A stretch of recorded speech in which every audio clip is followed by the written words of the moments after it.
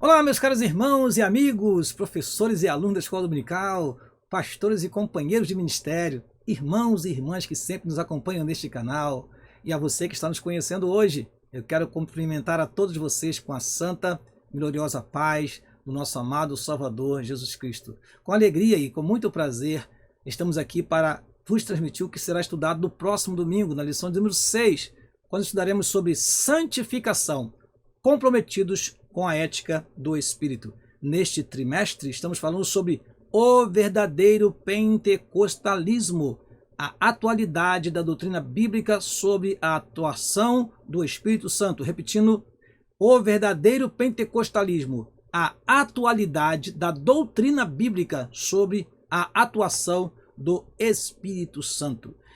Tem sido lições preciosas, tem sido lições maravilhosas. E eu quero aqui contribuir para que você possa dar uma excelente aula no próximo domingo, quando estaremos falando sobre um assunto bem interessante que fala sobre a nossa vida, o nosso comportamento como servo de Deus e serva de Deus agora, revestido do poder e da graça do Espírito Santo. Devemos ter uma vida santa, devemos ter uma vida íntegra diante de Deus e diante dos homens. Isso é por demais importante. Eu quero, antes de prosseguir, pedir a você que está aí, chegando hoje no nosso canal, que você faça a sua inscrição, inscreva-se no nosso canal. E assim, ative o sininho para você receber as notificações. Deixe o seu like, deixe o seu comentário, faça um breve comentário ou um longo comentário, como você quiser. E nós estaremos aqui respondendo a você com muita alegria, com muito prazer. Isso sempre fazemos. Então, eu quero, antes de prosseguir, fazer uma breve oração, que é um hábito nosso, porque entendemos que a palavra de Deus é inspirada pelo Espírito de Deus e nós dependemos dele na hora que transmitimos a sua palavra. Oremos ao Senhor. Pai, no nome de Jesus, nos apresentamos a Ti mais uma vez, pedindo a Tua graça e misericórdia para transmitir aos Teus filhos o ensinamento desta lição tão preciosa para todos nós. Que o Teu Espírito nos inspire e que tudo que for falado aqui, Senhor, sirva para edificação, para exortação, ó Deus, e para consolo e para ânimo dos Teus filhos que estão nos assistindo, a fim de que eles estejam, Senhor, prontos para ministrar esta aula no próximo domingo. Assim oramos e Te agradecemos no nome de Jesus. Amém e amém. Eu peço a você, meu querido irmão, que tenha nas suas mãos aí a revista da Escola Dominical, que você tenha nas suas mãos a sua Bíblia Sagrada. Pegue aí a sua Bíblia. Eu tenho aqui 3 exemplares da Bíblia que estão do meu lado, porque eu sempre tenho esse hábito. Eu acho que isso é importantíssimo para todo estudante da Bíblia. Não apenas se basear em uma tradução ou uma versão da Bíblia, mas se basear em várias versões para poder trazer mais luz ao texto sagrado e assim ajudar os seus alunos a entender o que a palavra de Deus tem a nos dizer. Vamos então para o nosso texto áureo, que está na carta escrita aos Hebreus, no capítulo 12, no versículo 14, que diz: segui a paz com todos e a santificação, sem a qual ninguém verá o Senhor. Vamos para a nossa verdade prática e logo embaixo eu coloco uma observação e nós vamos comentar já já, você vai entender muito bem. Diz assim: santificação é especialidade do Espírito Santo. Ele é Espírito Santo, ele habita em nós. Então, ele tem uma grande atuação na santificação do cristão. Continuando, ela é instantânea e ao mesmo tempo progressiva, pois acompanha o crescimento espiritual do crente. É fácil notar isto no versículo que está no segundo versículo da primeira carta aos Coríntios, no capítulo 1, que diz assim: santificados, chamados para serem santos, na versão NVI, e santificados, chamados santos, na Almeida Revista e Corrigida. Ou seja, nós somos posicionalmente colocados numa condição de santos, porém nós precisamos a cada dia nos aperfeiçoar e aprimorar ainda mais a nossa identidade com Deus, a nossa intimidade com Deus, nosso relacionamento com os irmãos. Há de se ter um processo de crescimento. Isto é o que se espera do cristão. Essa verdade prática nos traz a esse raciocínio tão importante que vai ser depois mostrado melhor durante a exposição desta lição. Vamos então para a nossa leitura bíblica em classe. Está na primeira carta escrita pelo apóstolo Pedro, no capítulo 1, no versículo 13 ao versículo 23. Vamos à leitura. Diz assim o texto sagrado: Portanto, cingindo os lombos do vosso entendimento, sede sóbrios e esperai inteiramente na graça que se vos ofereceu na revelação de Jesus Cristo. Como filhos obedientes, não vos conformando com as concupiscências que antes havia em vossa ignorância. Mas, como é santo aquele que vos chamou, sede vós também santos em toda a vossa maneira de viver. Porquanto escrito está: sede santos, porque eu sou santo. E se invocais por Pai aquele que, sem acepção de pessoas, julga segundo a obra de cada um, andai em temor durante o tempo da vossa peregrinação, sabendo que não foi com coisas corruptíveis, como prata ou ouro, que fostes resgatados da vossa vã maneira de viver, que, por tradição, recebestes dos vossos pais, mas com o precioso sangue de Cristo, como de um cordeiro imaculado e incontaminado, o qual, na verdade, em outro tempo foi conhecido, ainda antes da fundação do mundo, mas manifestado nestes últimos tempos por amor de vós. E por ele credes em Deus, que o ressuscitou dos mortos e lhe deu glória, para que a vossa fé e esperança estivessem em Deus, purificando a vossa alma na obediência à verdade, para a caridade fraternal não fingida. Amai-vos ardentemente uns aos outros com um coração puro, sendo de novo gerados, não de semente corruptível, mas da incorruptível, pela palavra de Deus, viva e que permanece para sempre. Que lindo texto sagrado! Vamos agora ao objetivo geral da nossa lição: mostrar o quanto devemos estar comprometidos com a ética do Espírito. Este objetivo geral é desmembrado em 3 objetivos específicos que são tratados a cada tópico da lição. Daí a importância do professor ensinar toda a lição, ou seja, dele passar por todos os tópicos para que todos os objetivos sejam alcançados. Primeiro objetivo específico: apresentar a santificação no Antigo Testamento. Segundo, explicar a santificação no Novo Testamento. Terceiro e último, aplicar o exemplo de santificação à vida dos alunos. Meus queridos, estamos diante de uma lição prática. Não podemos aqui nos perder nas teorias, nas palavras gregas, hebraicas e deixar de falar de coisas que são do dia a dia, da prática da vida cristã. Por isso, aplique bem a sua lição à realidade dos seus alunos. Claro que, como temos diversas classes, devemos aplicar a realidade de cada classe de acordo com a sua faixa etária. Você deve adequar o estudo à classe que você está lecionando, para que o estudo possa ter efeito de acordo com o seu conteúdo, de acordo com o seu público-alvo. Você deve saber utilizar esses recursos que nós temos aqui de dado durante esses vídeos que nós deixamos aqui, mas sempre aplicando a realidade dos seus alunos. Vamos então para a parte que fala sobre uma interação com o professor. Nós achamos importante destacar esta parte aqui. Diz assim: santidade é a capacidade de viver aqui na terra de modo que enalteça o nosso Deus.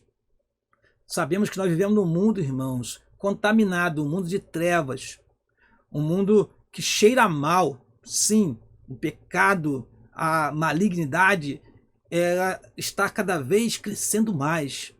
Porém, nós fomos chamados por Deus para ser santos em meio a uma geração corrompida e perversa.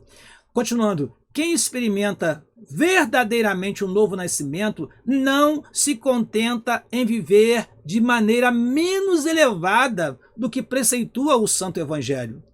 Somos chamados para ser embaixadores do reino de Deus. Representamos um reino glorioso, majestoso e amoroso. Não há como desejar nada inferior a isso. Deus nos elevou a uma posição, irmãos, que nós não podemos perder a nossa santificação, a nossa salvação diante de tudo que está ao nosso redor. O Salmo 1, ele tem uma orientação muito maravilhosa, como diz: bem-aventurado o varão que não anda segundo o conselho dos ímpios, que não se detém no caminho dos pecadores, que não se assenta na roda dos escarnecedores, antes tem o seu prazer na lei do Senhor e na sua lei medita de dia e de noite. Ou seja, nós precisamos dizer não para muitas coisas neste mundo. O nosso caráter cristão, ele será tão afinado com o caráter de Cristo quanto nós nos afastarmos das contaminações que este mundo tem para nós. Tomemos cuidado e vamos zelar pela nossa santificação. Vamos prosseguir então e entrar na nossa introdução. Deus é absolutamente santo. Sua santidade é infinita e inigualável. Ele é santo em si mesmo, em sua essência e natureza. Então, quando nós falamos de um Deus santo, estamos falando de um Deus que, em essência, é santo, por natureza é santo. E este versículo de Apocalipse, capítulo 15, eu quero ler para você. Ele tem uma mensagem interessante sobre isso. Apocalipse, capítulo 15, versículo 4, diz assim: quem te não temerá, ó Senhor, e não magnificará o teu nome? Porque só tu és santo, só tu és santo. Por isso todas as nações virão e se prostrarão diante de ti, porque os teus juízos são manifestos. Só ele é santo. Prosseguindo, sua vontade é que os crentes reflitam esse caráter de santificação no seu modo de vida. Nós fomos feitos, irmãos, participantes da natureza divina. Então, filhos de Deus devem ter semelhança com o seu Pai. Na verdade, se somos filhos de Deus, devemos expressar aquilo que o nosso Deus é. Continuando a nossa lição, diz assim: vamos estudar então o que é ser santo e a necessidade de ter uma vida santa. Então, se prepare, porque nós vamos agora entrar nos tópicos e temos muita coisa boa para você, meu querido professor e aluno. Vamos lá. Primeiro tópico da nossa lição: a santificação no Antigo Testamento. Primeiro nós vamos olhar para o Antigo Testamento e depois o Novo Testamento, e depois traremos essa lição para o dia a dia, para a prática, para aplicá-la na nossa realidade hoje. Vamos lá. O que diz o nosso comentarista? Ele diz assim, antes de apresentar o item número 1, que é a santificação. Ele fala assim, dentre outras coisas, que Deus exige santidade de seu povo porque ele é santo. Nosso comentarista fala assim: os antigos hebreus levavam a santidade a sério. Irmãos, eu acrescento aqui um texto, aí pelo menos são 4 linhas, porque eu acho interessante colocar isso aqui. E para quem nos conhece sabe que toda vez que tarjamos em verde é porque nós estamos trazendo um acréscimo para você. Eu acrescento o seguinte: especialmente nos dias de Moisés e dos primeiros reis do Reino Unido. O Reino Unido é o tempo que compreende o reino de Saul, o reino de Davi e o reino de Salomão. Nesses 2 momentos, nos dias de Moisés e durante os primeiros reinados, podemos dizer assim, da nação unida, nós vemos sim a santidade sendo levada a sério. Lá em Êxodo capítulo 19, o povo foi levado até o Monte Sinai e ali o Senhor manifestou a sua glória e mostrou para o povo que ele é um Deus santo. Depois veio os mandamentos dados por Deus e o povo foi entendendo que as leis foram dadas para que o povo fosse santificado, para que ele fosse separado, para que ele fosse um povo especial. Está escrito lá em Êxodo, capítulo 19, versículo 5. No plano de Deus, o povo de Israel seria um reino sacerdotal. Porém, o povo se desviou muitas vezes daquilo que Deus lhe propôs. Nós temos, por exemplo, o tempo dos juízes, que foi um tempo horrível em termos de história de Israel. Um tempo que, segundo os Juízes, capítulo 17, versículo 6, o povo fazia o que queria. O povo perdeu completamente o temor de Deus. Nós temos os dias após, os anos após o reino de Salomão, que a contaminação tomou conta do povo. E reis como Acabe trouxeram para Israel a profanação e veio sobre o povo, nós deixamos aí para vocês, inúmeros castigos, inclusive o cativeiro. Se você observar na Bíblia, e eu vou ajudá-lo neste momento, lá no livro de Jeremias, no capítulo 32, no versículo 34, diz assim a palavra do Senhor: antes puseram as suas abominações na casa que se chama pelo meu nome, para a profanarem. Ou seja, houve a profanação do culto. Se você observar Ezequiel, no capítulo 23, no versículo 38, está escrito assim: e ainda isto me fizeram, contaminaram o meu santuário no mesmo dia e profanaram os meus sábados. Repetindo, e ainda assim me fizeram, contaminaram o meu santuário no mesmo dia e profanaram os meus sábados. Se você ler também Sofonias, no capítulo de número 3, no versículo de número 4, você vai ver o seguinte. Vou ler para você. Sofonias capítulo 3, versículo 4 diz assim: os seus profetas são levianos e criaturas aleivosas. Os seus sacerdotes profanaram o santuário e fizeram violência à lei. Então houve a profanação do culto, do sacerdócio, nestes momentos horríveis que Israel viveu fora da direção de Deus. Neste tempo não podemos dizer que a santidade foi levada a sério. Pelo contrário, eles se contaminaram e veio o castigo divino de várias formas, culminando no cativeiro. E você deve, como estudante da Bíblia, conhecer e saber sobre isto. Vamos lá então. A santificação. A ideia predominante de santificação ou santidade no Antigo Testamento é de separação. Guarde isto. Separação, tanto de pessoas como de lugares e coisas para o serviço sagrado. Separar daquilo que é comum ou imundo para fazer diferença entre o santo e o profano, entre o imundo e o limpo. Então, o que é santidade ou santificação? Nós podemos dizer que santificação tem, a princípio, a ideia de separação. Mas nós vamos ver que a esta ideia de separação somam-se outras ideias, e aí você vai entender melhor o que significa santificação. Prosseguindo, o profano é alguém que se mostra indiferente no que diz respeito ao sagrado. O verbo hebraico kadash, ser santo, ser santificado, santificar, ser posto à parte, aparece 830 vezes, incluindo os seus derivados, e cuja ideia central é separar do uso comum para o serviço de Deus, ou seja, consagrar. Vejamos o que está lá em 1 Samuel capítulo 7, versículo 1, na parte B do versículo. E consagraram a Eleazar, seu filho, para que guardasse a arca do Senhor.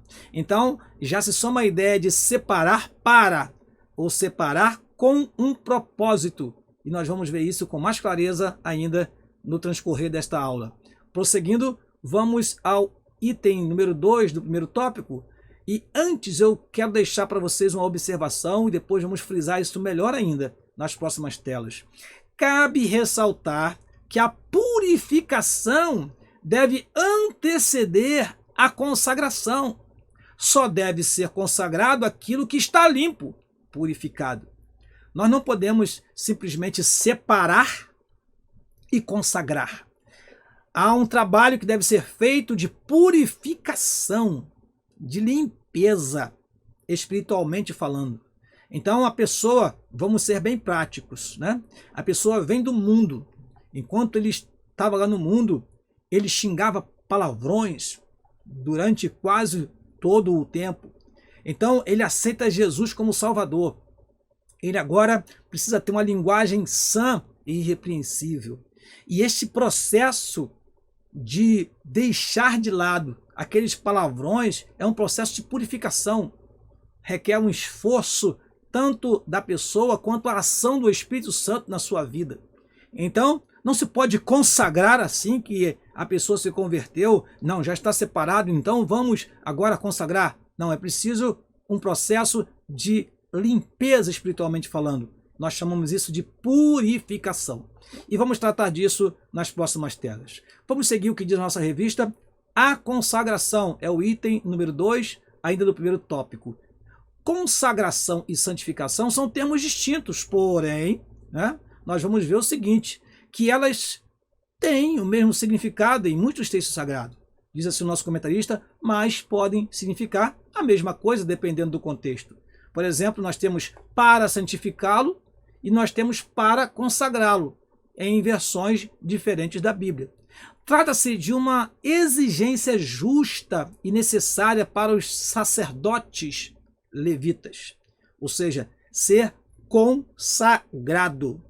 A palavra consagrar significa tornar sagrado. Tem a ideia de dedicação, mas é um pouco diferente de dedicação, e você vai ver daqui a pouquinho como nós diferenciamos isso. Prosseguindo, e para o tabernáculo com todos os seus utensílios. Ou seja, vamos ler novamente para nós entendermos a frase? Trata-se de uma exigência justa e necessária para os sacerdotes levitas e para o tabernáculo com todos os seus utensílios, pois se baseiam na santidade de um Deus santo. E aí nos faz lembrar de Isaías capítulo 6, versículo 3, que diz: Santo, santo, santo é o Senhor dos exércitos. Ele é santo. Então, é preciso que aquilo que vai ser usado para o culto sagrado também seja consagrado. Então, tudo aquilo que era usado, todos os utensílios, todas as mobílias, todos os sacerdotes que atuariam naquele culto deveriam ser consagrados. Irmãos, não é diferente nos nossos dias. Tudo que está no ambiente sagrado, na casa do Senhor, deve ser consagrado. Então, tudo o que há nos nossos templos é santo. O microfone é santo, o banco é santo, tudo é santo. E nós também precisamos ser santos, e mais do que isso, santos e consagrados. Ou seja, voltado para o culto, voltado para expressar a santidade de Deus através da nossa vida. E o ambiente da igreja deve ser um ambiente onde prepondera a santidade, porque ali só há coisas que foram consagradas a Deus. Eu creio que você deve estar até se alegrando aí ao ouvir essa palavra. Todos nós devemos ser santos porque tocamos em coisas santas. Você que toca instrumento, os instrumentos que você toca na igreja são consagrados. É um hábito nosso nas Assembleias de Deus no Brasil, toda vez que se compra um novo instrumento, uma guitarra, uma bateria, seja qual instrumento for, nós levarmos até o púlpito e pedir ao pastor para consagrar aquele instrumento, porque será usado para o louvor de um Deus que é santo. Prosseguindo, temos então o terceiro tópico, ou melhor, o terceiro item do primeiro tópico, para nós deveria vir antes da consagração, como já explicamos anteriormente. A purificação. O termo taor, puro, limpo, derivado do verbo taer, ser limpo, puro, e kadosh, santo, do verbo kadash, pertencem ao mesmo campo semântico. Ambos se aplicam à santidade de Deus, como também às pessoas que se aproximam dele e se purificam de toda sorte de pecado e idolatria. O termo grego equivalente a taer na Septuaginta é katarizo, que significa tornar limpo, limpar, purificar. E kadash é hagiazo, da onde vem o termo que significa santificar, consagrar. Então nós temos na Septuaginta katarizo e nós temos hagiazo, que são termos gregos que são equivalentes ao taer e ao kadosh, conforme a nossa revista fala. Prosseguindo, o adjetivo hagios, santo, traduz 20 palavras hebraicas do Antigo Testamento, como kadash, kadosh, kadesh, entre outras.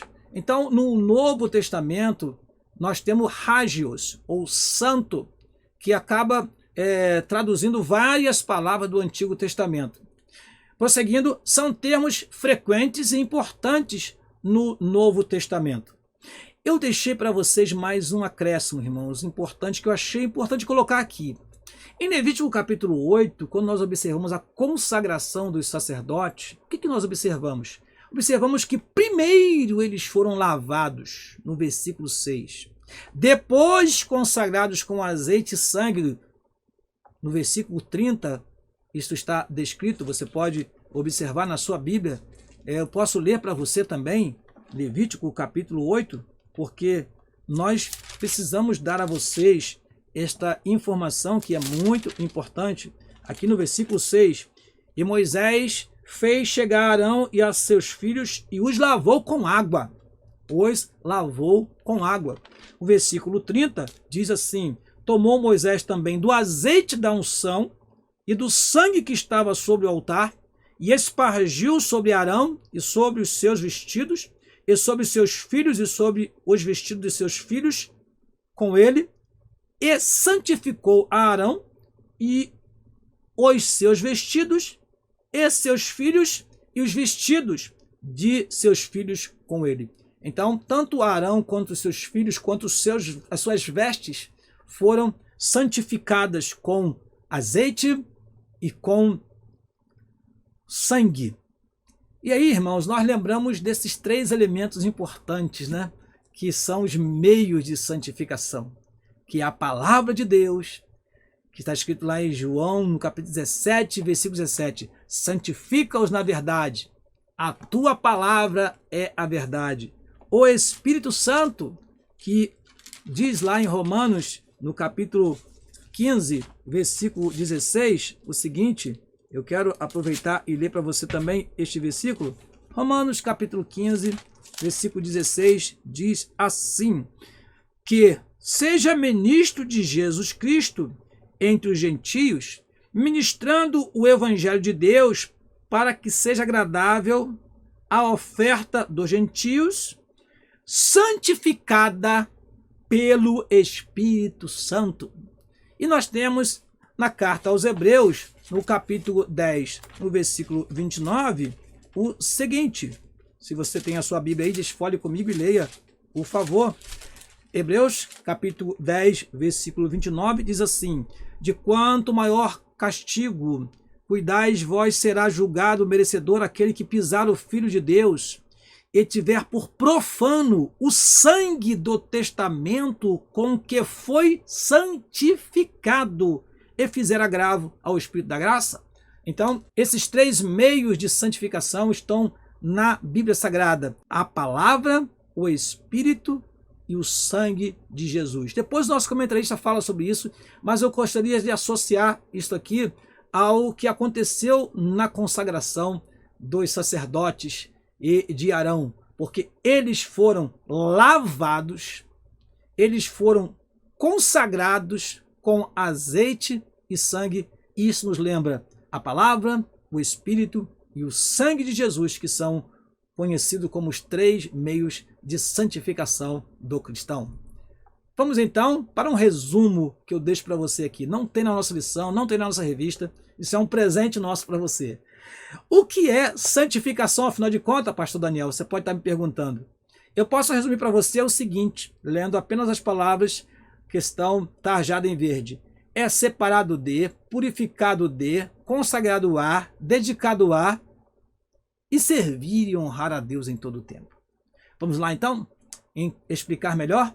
Separado de, santificação, é ser separado do mundo, é ser separado das trevas, é ser separado da contaminação, é não se misturar.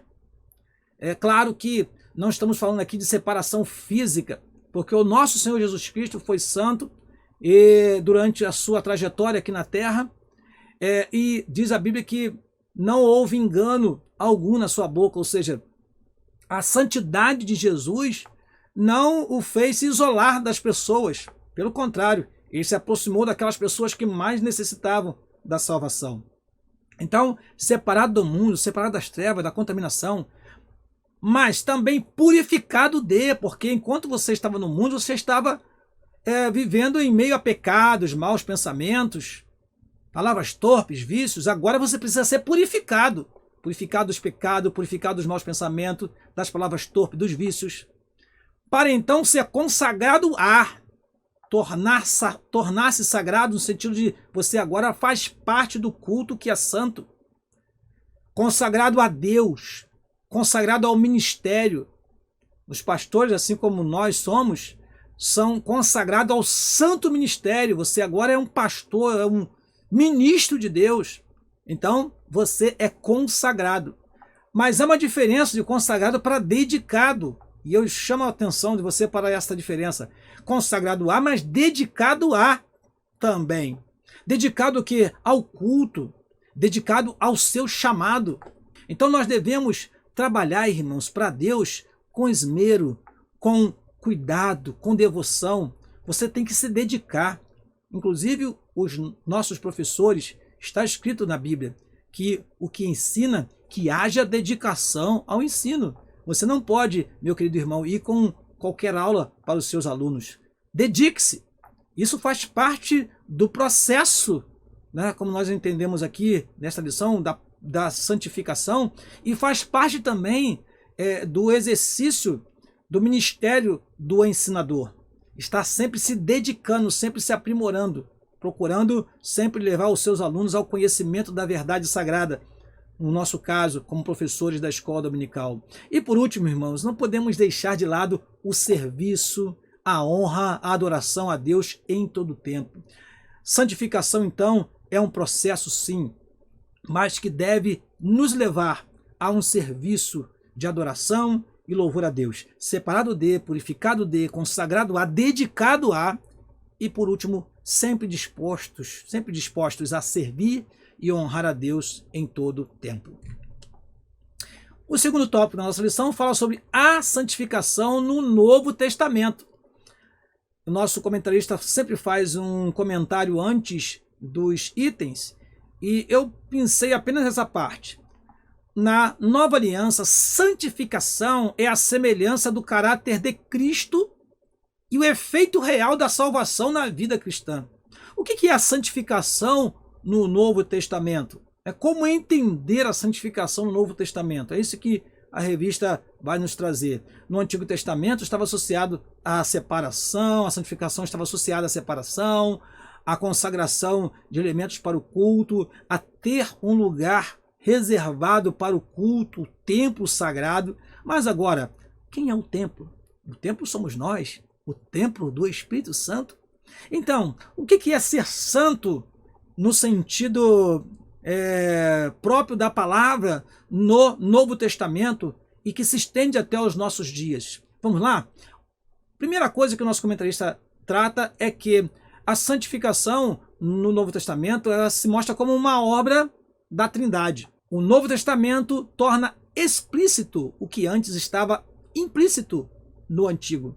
E isto diz respeito também à obra salvífica do Deus Trino. A fé cristã confessa a existência de um único Deus, que subsiste eternamente em três pessoas distintas, Pai, Filho, Espírito Santo, iguais em poder, glória e majestade. Não vamos comentar, irmãos, porque nós já aprendemos isso na primeira lição, quando falava sobre a pessoa do Espírito Santo. Vamos prosseguir? De modo que a obra da santificação, um atributo divino, é realizada pela unidade na Trindade, como pela Trindade na unidade. Olha, irmãos, que interessante esse versículo, 1 Coríntios, capítulo 6, versículo 11. Eu quero ler para você esse texto para que você possa entender o que o nosso comentarista está dizendo. 1 Coríntios, capítulo 6, versículo 11 diz assim: E ao que alguns têm sido, mais haveis sido lavados, mais haveis sido santificados, mais haveis sido justificados, em nome do Senhor Jesus e pelo Espírito do nosso Deus. 1 Tessalonicenses, no capítulo 5, versículo 23, é um texto que você, estudante da Bíblia, já deve até conhecer, mas eu vou ler para você esse texto. Diz assim: E o mesmo Deus de paz vos santifique em tudo, e todo o vosso espírito, e alma, e corpo sejam plenamente conservados, irrepreensíveis, para a vinda do nosso Senhor Jesus Cristo. E por último, 2 Tessalonicenses, no capítulo 2, versículo 13, interessante esse texto, vamos ler? Diz assim: Mas devemos sempre dar graças a Deus por vós, irmãos amados do Senhor, por vos ter Deus elegido desde o princípio para a salvação, em santificação do Espírito e fé da verdade. Ou seja, nós entendemos aqui que a santificação estava no plano do Pai, mas em santificação do Espírito. Era através da ação do Espírito Santo em nós que esse processo ele ia se dar, da santificação. Por isso, irmãos, nós destacamos aqui, são as três pessoas da Trindade atuando na obra da redenção e trazendo para o homem a santificação. Levítico 11:44 diz que o Pai é santo. Lucas, capítulo 1, versículo 35, está escrito: Pelo que o santo que de ti há de nascer, Jesus, santo. E o Espírito Santo é santo. Ele traz para nós a santificação. Então a Trindade, sendo santa, coopera conjuntamente para que nós também sejamos santos.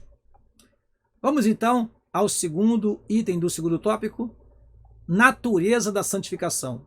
Não há no Novo Testamento ritual de purificação cerimonial ou legal de santificação, diferentemente da realidade do sistema mosaico. Não temos, como nós vimos aqui, o que aconteceu com Arão e os seus filhos. A santificação pode ocorrer de maneira instantânea. Isso quando o pecador recebe a salvação em Jesus pela fé. Então, naquele momento, começa a separação. Quando a pessoa levanta sua mão para Jesus, diz: Eu quero Jesus como meu Salvador. Naquele momento, começa o processo de santificação na vida do ser humano. Diz assim a nossa revista: ela é chamada teologicamente de santificação posicional, referente à mudança de posição. Qual é a mudança? De pecador para santificado, como lemos aqui quando apresentamos a verdade prática. Isso é obra do Espírito Santo que passa a habitar no interior do crente. 1 Coríntios capítulo 3, versículo 16 diz que nós somos o templo do Espírito Santo, assim como 2 Timóteo capítulo 1, versículo 14 também. Prosseguindo, nós temos então no item número 3 do segundo tópico o seguinte: ao nascer, a criança continua o seu crescimento físico e mental, e isso se aplica também à vida espiritual. Apesar de ser instantânea, ela é ao mesmo tempo progressiva. Olha o que diz Provérbios capítulo 4, versículo 18: porque a vereda do justo é como luz da aurora, que vai brilhando mais e mais até ser dia perfeito. Lá em 2 Coríntios capítulo 3, versículo 18, diz que nós devemos ir, irmão, de glória em glória. Eu acrescento aqui Salmo 84, versículo 7, que fala assim: vão indo de força em força. Então espera-se do cristão, irmãos, que ele cresça espiritualmente a cada mês, a cada ano, vá se estruturando cada vez mais, sendo mais robusto na fé, a fim de que os ventos de doutrina não o levem. Vamos continuar. A salvação em Cristo é acompanhada de santificação, ou da santificação, e seu agente ativo, diz a nossa revista, é o Espírito Santo. Claro, não devemos nos esquecer, eu acrescento aqui, além da palavra e do sangue de Jesus Cristo, né? Do sangue de Cristo. Nós até entendemos que posicional, aquela santificação posicional, é a que é promovida pelo sangue de Jesus Cristo, que nos lava, que nos limpa de todo pecado. Naquele momento em que nós aceitamos a Jesus, nossos pecados são perdoados, nossa dívida é apagada. Mas o processo de santificação progressiva acontece através do Espírito da palavra do Espírito. Lendo a palavra, sendo a habitação do Espírito. Não basta apenas o Espírito Santo estar no coração, mas a palavra de Deus vai moldando, vai tirando as arestas, vai podando e vai levando o cristão a uma vida de perfeição. É isso que a Bíblia Sagrada nos mostra. Ou seja, espera-se que o cristão vá amadurecendo cada vez mais. Diz nossa revista, assim é a santificação progressiva, que nos torna mais semelhantes a Cristo. Eu coloquei a palavra destaca-se, né? Destaca-se que, sem ela, sem a santificação, ninguém verá o Senhor. Vamos então para o terceiro e último tópico da nossa lição. Aqui nos fala sobre a comunidade de Jesus. O que nós temos aqui? Vamos ler. As epístolas do Novo Testamento visam fortalecer as igrejas e exortá-las a uma vida santa diante de Deus e da sociedade. É isso que o apóstolo Paulo faz quando escreve aos Coríntios, quando escreve aos Efésios. Ele está orientando os irmãos, doutrinando os irmãos, moldando os irmãos, de acordo com a realidade de cada uma daquelas igrejas, cada uma daquelas cidades nas quais eles viviam. Então, na verdade, o trabalho dos apóstolos ao escrever as epístolas era um trabalho de moldar a igreja, um trabalho de aperfeiçoar a igreja e de fazer com que ela vivesse uma vida santa diante da sociedade daquela época. Não é diferente, irmãos, o trabalho no ministério hoje. O ministério hoje, o pastor e a liderança deve zelar para que todos os membros da igreja permaneçam vivendo uma vida santa e justa diante de Deus, mesmo numa sociedade corrompida como a que nós vivemos hoje. Prosseguindo, o texto de 1 Pedro, capítulo 1, versículo 13 a 16, não é diferente. O status de Israel como propriedade peculiar de Deus, reino de sacerdotes e nação santa, é revigorado na igreja. A igreja é chamada em 1 Pedro capítulo 2, versículo 9, por algumas características bem interessantes. Vamos ler para você esse texto. Primeira carta do apóstolo Pedro, capítulo 2, versículo 9, diz assim: Mas vós sois a geração eleita, o sacerdócio real, a nação santa, o povo adquirido, para que anuncieis as virtudes daquele que vos chamou das trevas para a sua maravilhosa luz. Que lindo texto sagrado. O estilo de vida dos crentes revela o caráter de Cristo. Por quê? Em Antioquia, os irmãos foram chamados de cristãos. Por que aqueles discípulos foram chamados de cristãos? Porque a igreja foi identificada como uma igreja cristã, porque procediam como seu mestre, o Senhor Jesus Cristo. Irmãos, se nós não procedermos de acordo com Cristo, nós não merecemos ser chamados de cristãos. Aqueles irmãos que vieram do paganismo são agora norteados pelo Espírito Santo, que vive neles, e por isso renunciaram às práticas dos gentios. Renunciaram às práticas dos gentios. Eu chamo a tua atenção para dois textos que eu acrescentei aqui. Atos capítulo 19, versículo 19, nos fala daquele momento em que muitos homens lá em Éfeso abandonaram as artes mágicas. Atos 19, versículo 19, diz assim: Também muitos dos que seguiam artes mágicas trouxeram os seus livros e os queimaram na presença de todos. E feita a conta do seu preço, acharam que montava 50.000 peças de prata. Ou seja, a renúncia às práticas idólatras era a marca registrada na Igreja de Cristo. Eles abandonaram a vida pregressa para viver uma vida na presença de Deus e se identificarem com o seu Mestre, o Senhor Jesus Cristo. Lá em 1 aos Coríntios, capítulo 12, versículo 2, diz o quê? Que diz assim: vós bem sabeis que éreis gentios, levados aos ídolos mudos, conforme éreis guiados. Então, antes eram guiados pelos ídolos mudos, eram guiados pelo inimigo de nossas almas, nós podemos dizer assim.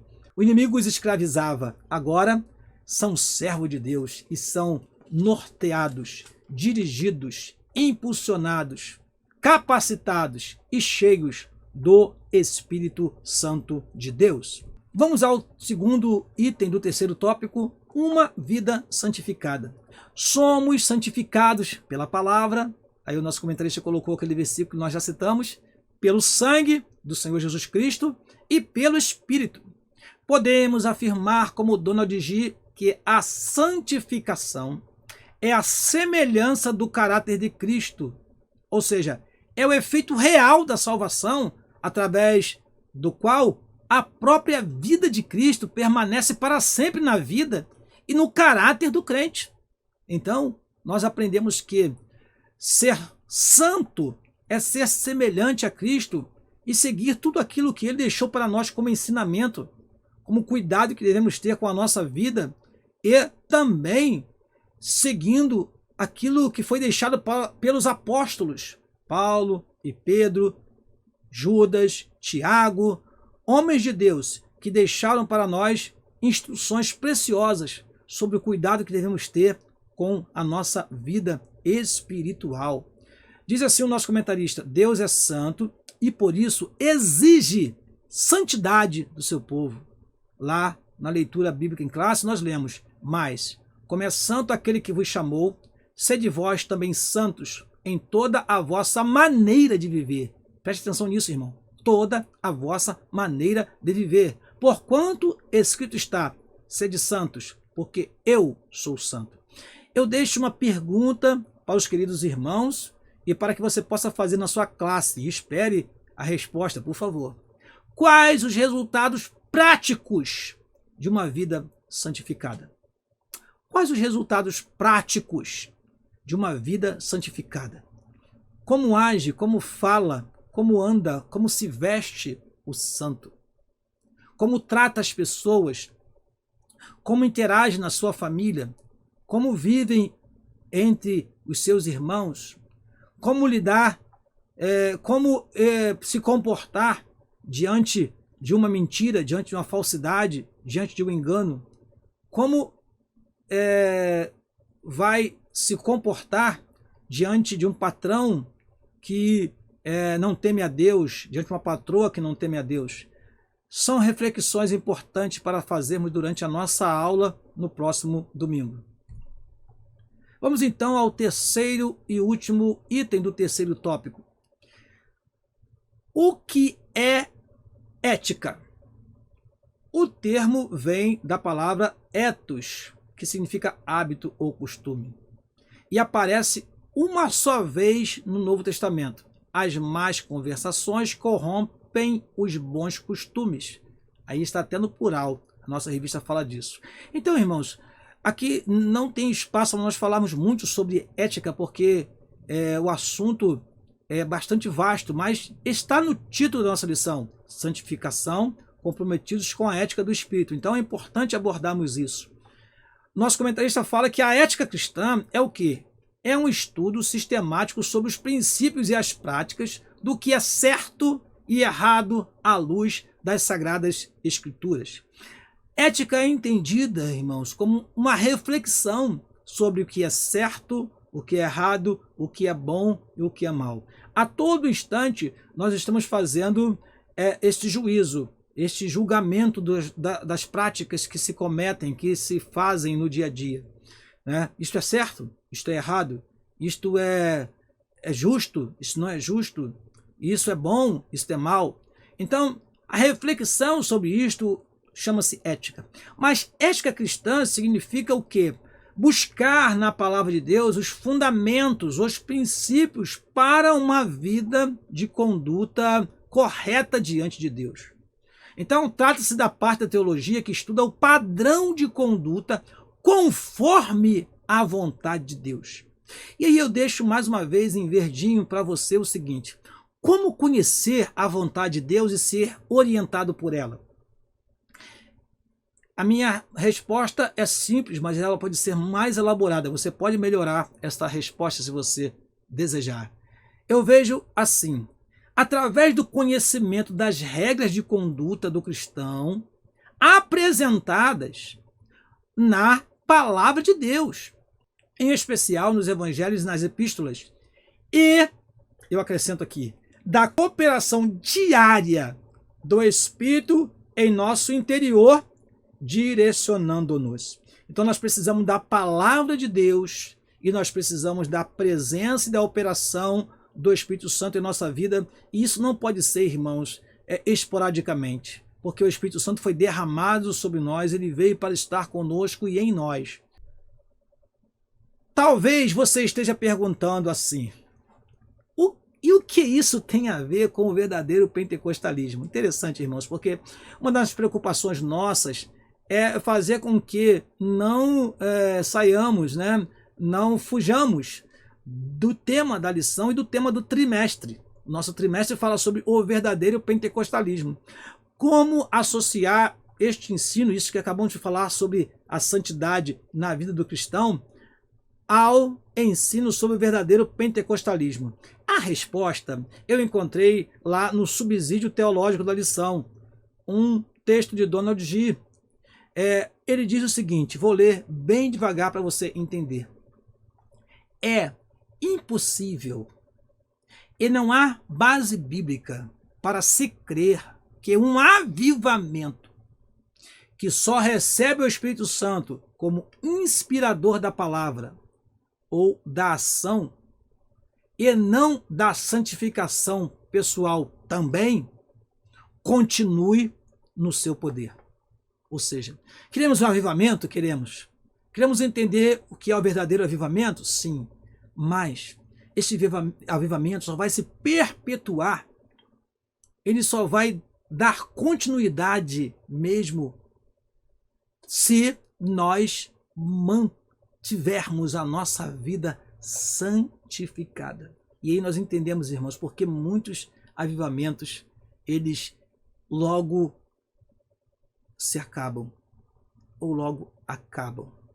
Porque, infelizmente, não há essa preocupação em manter uma vida santificada na presença de Deus. E isto requer o quê? Palavra de Deus e presença do Espírito diariamente em nossas vidas. Prosseguindo, entristecer o Espírito de Deus por falta de santificação, com certeza, termina também na extinção do Espírito. Extinção do Espírito de Deus na sua manifestação. Como está escrito lá em 1 Tessalonicenses capítulo 5, versículo 19. E não extingais o Espírito. Eu suprimi uma parte e vou ler aqui a frase final. É inútil pensar que qualquer bênção ou experiência possa substituir um andar contínuo no Espírito, por mais útil que tal bênção possa muitas vezes ser. Ou seja, falar em mistérios, profetizar, conhecer mistério de Deus, experiências maravilhosas, sim. Porém, irmãos, não substitui o andar no Espírito, como aprendemos na semana passada, andar em Espírito e não cumprireis as concupiscências da carne. Então, é preciso ter cuidado para manter a nossa vida santificada e assim o fervor do Espírito permanecerá em nossos corações. Vamos à nossa conclusão? Sobre a santificação, precisamos saber o significado, a sua importância e a sua necessidade. Isso evita confundir a santificação com regras externas típicas de religiões legalistas. A santificação é a marca de uma vida na plenitude do Espírito. Irmãos amados, se você é um cristão que vive uma vida santificada, você está entendendo o que eu estou te dizendo. Aquele que se santifica, ele está sempre cheio do Espírito Santo. Ele está sempre avivado. A sua oração é sempre fervorosa. Então, basta uma oração, basta dobrar o seu joelho, ele já sente a graça de Deus e fala em mistério com Deus. Como é importante esta lição desta semana, que você possa aproveitar bem essa lição. Eu encerro com uma reflexão muito interessante. Há um tempo atrás, dando palestra para jovens, me perguntaram como viver uma vida santificada. A resposta que dei foi a seguinte: uma vida se constitui de vários anos. Vários anos se constitui de vários meses. Os meses de dias, os dias de horas e as horas de minutos. Uma vida santificada é aquela que a todo minuto se santifica. Se eu conseguir, durante todo o meu dia, manter a minha vida íntegra diante de Deus, eu posso fazer isso no dia seguinte, no mês seguinte, no ano seguinte e durante toda a minha vida. Então, uma vida santificada é a vida que se preocupa em estar santificada agora, neste exato momento que você está me ouvindo. Como está a sua vida? Reflita sobre isso e pergunte isso também aos seus alunos. Vamos então convidar os irmãos para a próxima lição. Lição número 7. Aprenderemos sobre cultuando a Deus com liberdade e reverência. Eu quero contar com a sua presença aqui na próxima lição também, nos assistindo e participando conosco desta importante aula. Meu querido irmão, não se esqueça, antes de ir embora, faça a sua inscrição se você ainda não fez, deixe o seu like, deixe o seu comentário e assim vamos prosseguir avançando para a glória do Senhor Jesus Cristo. Eu quero agradecer a todos vocês pela atenção. Deixo aqui o abraço da minha família, minha esposa, a irmã Leila, meus filhos Elias e Letícia, e o abraço da minha igreja, Assembleia de Deus do Culubandê, e eu deixo aqui também um abraço ao meu pastor, pastor Samuel da Silva. Deus abençoe a todos, em nome de Jesus, e que tenhamos uma ótima lição no próximo domingo, para a glória do nome do nosso Deus. Amém e amém.